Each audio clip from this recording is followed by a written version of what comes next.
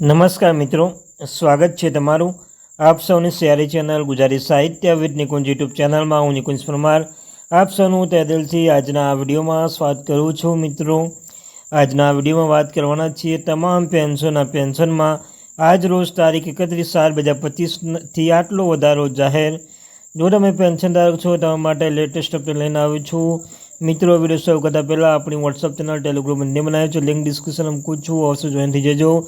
સાથે સાથે મિત્રો, જો મેં અમારી ચેનલની એટલે કે ગુજરાતી સાહિત્ય વિદ નિકુંજ ચેનલની જો મેમ્બરશિપ લેવા માગતા હોય તો આપણી આ ચેનલને સબસ્ક્રાઈબ કરી લો. સાથે સાથે મેમ્બરશિપ લઈ શકો છો 129 પર મંથ માટે. મિત્રો, તો ચાલો જાણીએ વિગતવાર માહિતી. વિડીયો પસંદ આવે વિડીયો લાઇક ચેનલ બનાવો, ચેનલ સબસ્ક્રાઈબ કરી બેલ આઇકન બટન દબાવવાનું ભૂલશો નહીં. તો ચાલો જાણીએ વિગતવાર માહિતી. મિત્રો, પગાર વધારો.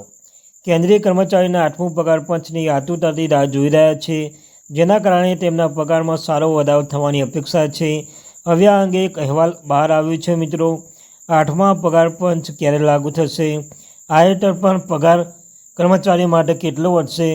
આ બધા પ્રશ્નોના જવાબ આપણે જોવાના છીએ. નીચે આપેલા સમાચારમાં આપણે કેટલા પ્રશ્નો જવાબ જાણીએ તે વિગતવાર જોઈ લેજો. મિત્રો, સરકારના કર્મચારી 8મું પગાર પંચની આતુરતાથી રાહ જોઈ રહ્યા છે, જેના કારણે તેમના પગારમાં સારો વધારો થવાની અપેક્ષા છે. આ અંગેનો એક રિપોર્ટ હવે બહાર આવ્યો છે.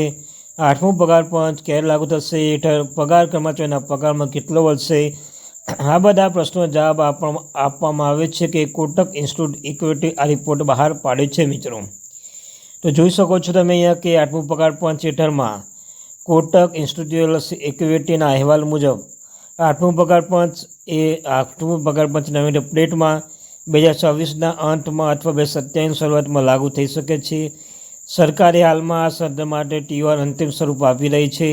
આ કમિશનની રચના હજુ બાકી છે. સરકાર હજુ સુધી કમિશનના અધ્યક્ષોને ખુલાસો પણ કર્યો નથી, પરંતુ ટૂંક સમયમાં તે જાહેર થવાની અપેક્ષા છે.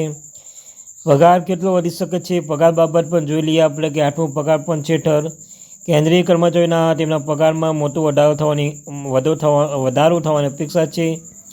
અહેવાલો અનુસાર કર્મચારીના મૂળ પગારમાં 30થી 34% વધારો થઈ શકે છે.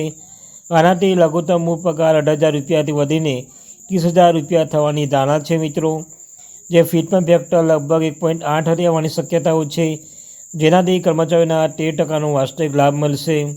આ વધારો કર્મચારીના નોંધપાત્ર નાણાકીય સુધારો સાબિત થઈ શકે છે. મિત્રો, ખર્ચ પર કેટલી અસર થશે? તો કોટક ઇક્વિટીઝના અહેવાલ મુજબ 8મું પગાર પંચના ભારત GDP પર 0.6 થી 0.8 સુધીના સકારાત્મક પ્રભાવ પડી શકે છે. જો કે આનાથી સરકાર પર 2.4 લાખ કરોડ રૂપિયાથી 3.4 લાખ કરોડ રૂપિયા વધારાનો નાણાકીય બોજ પડી શકે છે.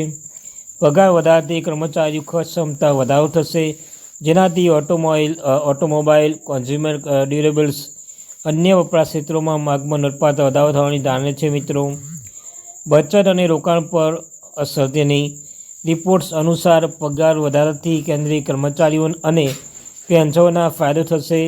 ખાસ કરીને સીના 33 લાખ કર્મચારીઓ અને આ પગાર વધારાથી બચત અને રોકાણમાં પણ વધારો થશે, જેનાથી ઇક્વિટી, ડિપોઝિટ અને અન્ય રોકાણોમાં પણ વધારાના 1 થી 1.5 લાખ કરોડ વધારો થવાની ધારણા છે. મિત્રો, તો આ હતી આજે મહત્ત્વની અપડેટ. મિત્રો, વિડીયો પસંદ આવ્યો તો વિડીયોને લાઇક કરી લો, ચેનલને સબસ્ક્રાઈબ કરી લો. તમને આ ચેનલ પર મિત્રો સરકારી કર્મચારી, નિવૃત્ત કર્મચારી, પેન્શનધારક બાબતે પગાર, પેન્શન, ડીએ, HRA અને કોઈ પણ અપડેટ આવે હરેક અપડેટ મળતી રહેશે.